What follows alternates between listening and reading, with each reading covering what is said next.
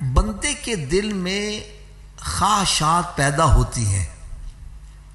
کوئی چاہتا ہے میرے ہاں بیٹا ہو جائے، کوئی چاہتا ہے میرے ہاں اولاد ہو جائے، کوئی چاہتا ہے میرا اپنا مکان بن جائے. جب اس کی خواہش پوری نہیں ہوتی تو منت بھی مانتے ہیں. مثلا ایک بندے کے ہاں اولاد نہیں ہو رہی، وہ منت مانتا ہے یا اللہ اگر مجھے بیٹا عطا کرے تو میں 100 رکعت نفل پڑھوں گا. تو نفل ہی ہیں، پڑھے یا نہ پڑھے، لیکن اگر مراد پوری ہو جائے، رب تعالیٰ بیٹا دے دے، اب 100 نفل پڑھنا اس کے لیے واجب ہو جائے گا، منت پوری کرنی پڑے گی. ایک بندہ بہت امیر آدمی تھا، اس کے ہاں بیٹا نہیں تھا. اس نے منت مانی کہ یا اللہ اگر تو مجھے بیٹے کی نعمت سے نوازے تو میں کعبے کی چوکھٹ کو جا کر بوسہ دوں گا. اس کے پاس اتنی دولت تھی، جا سکتا تھا، لیکن اللہ تعالیٰ نے اس کو بیٹا تو عطا کیا.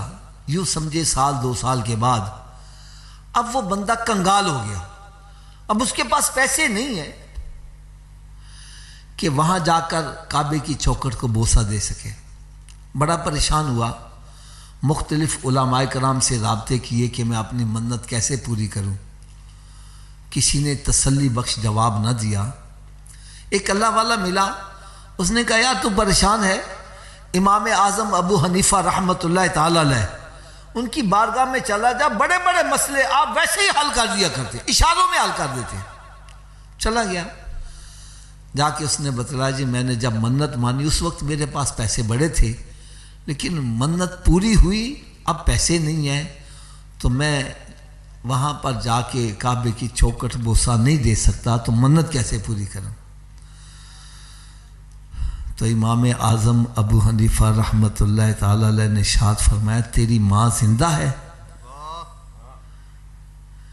عرض کرنے کے جی ہاں میری ماں زندہ ہے. فرمایا جاؤ جا کر ماں کے قدم چوم لو، تیری منت پوری ہو جائے گی.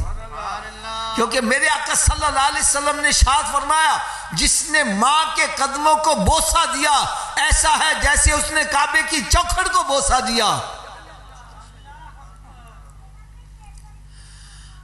آپ حضرات نے یہ واقعہ سن کر سبحان اللہ کا نعرہ بلند کیا، لیکن میں افسوس کے ساتھ کہتا ہوں آج بہت سارے ماں باپ ہیں جو اپنی اولاد سے پریشان ہیں، اولاد فرما بردار نہیں ہے. اس کی وجہ کیا ہے؟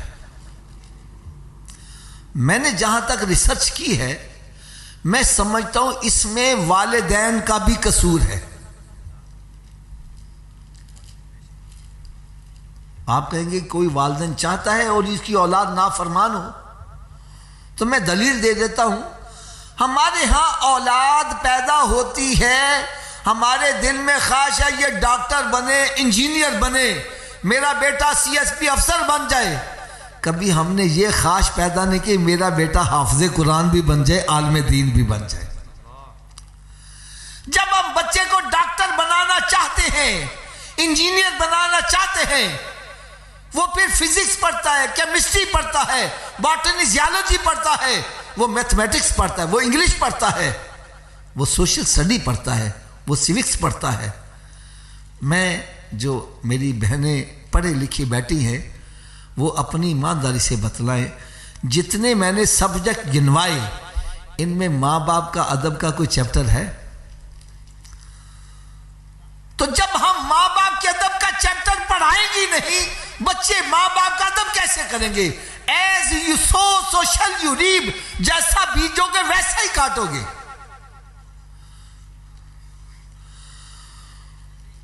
ماں باپ کا ادب اگر سکھاتا ہے تو میرے آقا کا دین سکھاتا ہے. کہ میرے آقا صلی اللہ علیہ وسلم نے ارشاد فرمایا جس نے اپنے ماں باپ کے چہرے کو محبت اور پیار سے ایک مرتبہ دیکھا رب تعالیٰ اس کو مقبول حج کا ثواب عطا کرے گا. یعنی آپ اندازہ کریں کہ آپ اگر 10 لاکھ روپیہ لگا کے حج کر کے آتے ہو، کوئی گارنٹی نہیں قبول ہے کہ نہیں ہے، لیکن میرے آقا صلی اللہ علیہ وسلم نے ارشاد فرمایا جس نے اپنے ماں باپ کے چہرے کو محبت اور پیار سے ایک مرتبہ دیکھا رب تعالیٰ اس کو مقبول حج کا ثواب عطا کرے گا۔ ایک صحابی عرض کرتے ہیں یا رسول اللہ اگر کوئی دن میں 100 مرتبہ دیکھے، فرمایا اللہ تعالیٰ کے ہاں ثواب کی کمی نہیں ہے، تم 1000 مرتبہ دیکھو رب تعالیٰ تمہیں 1000 حجوں کا ثواب عطا کرے گا۔